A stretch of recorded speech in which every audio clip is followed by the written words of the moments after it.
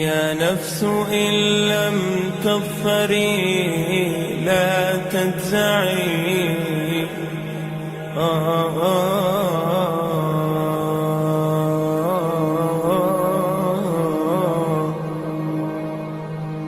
يا نفس إن لم تظفري لا تجزعي وإلى موائد جود مولاك ارجعي.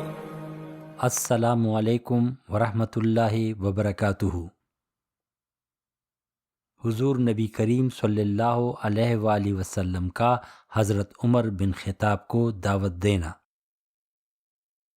حضرت عبداللہ بن مسعود رضی اللہ تعالی عنہ فرماتے ہیں کہ حضور نبی کریم صلی اللہ علیہ وآلہ وسلم نے یہ دعا مانگی: اے اللہ، اسلام کو عمر بن خطاب یا ابو جہل بن ہشام کے ذریعے قوت عطا فرما۔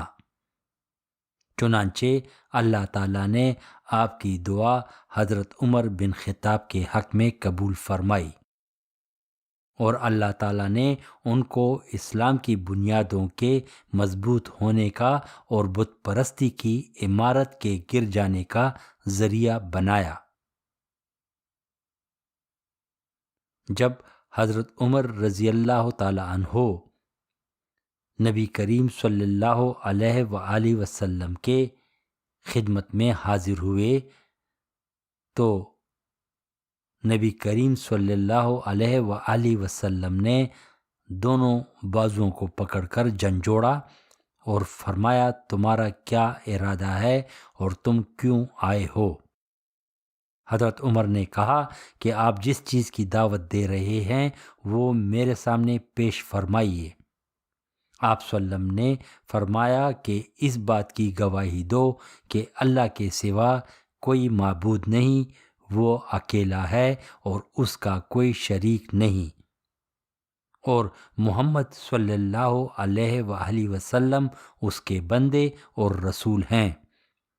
حضرت عمر یہ سنتے ہی اسی جگہ اسلام لے آئے، اور حضرت عمر نے عرض کیا: آپ صلی اللہ علیہ وسلم اس گھر کو چھوڑ دیں اور مسجد حرام تشریف لے آئیے، وہاں جا کر کافروں کے سامنے کلم کلا اللہ کی عبادت کریں گے۔ حضرت اسلم کہتے ہیں کہ ہم سے حضرت عمر رضی اللہ تعالی عنہ نے فرمایا کہ تم لوگ کیا چاہتے ہو کہ میں اپنے ابتدائے اسلام کا قصہ بیان کروں؟ ہم نے کہا: جی ضرور۔ آپ رضی اللہ تعالیٰ عنہ نے فرمایا کہ میں حضور نبی کریم صلی اللہ علیہ وآلہ وسلم کے بڑے دشمنوں میں سے تھا۔ صفا پہاڑی کے قریب ایک مکان میں حضور نبی کریم صلی اللہ علیہ وآلہ وسلم تشریف فرماتے۔ میں آپ کی خدمت میں حاضر ہوا اور آپ صلی اللہ علیہ وسلم کے سامنے بیٹھ گیا۔ آپ صلی اللہ علیہ وسلم نے میرا گریبان پکڑ کر فرمایا: اے خطاب کے بیٹے، مسلمان ہو جا، اور ساتھ ہی یہ دعا کی کہ اے اللہ اسے ہدایت عطا فرما۔ میں نے فوراً کہا: اشہد ان لا الہ الا اللہ واشہد ان محمد رسول اللہ۔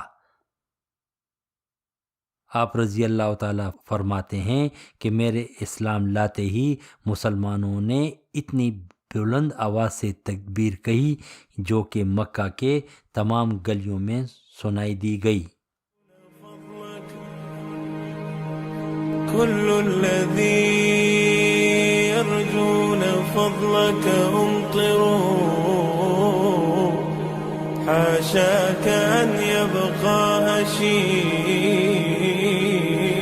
مربعي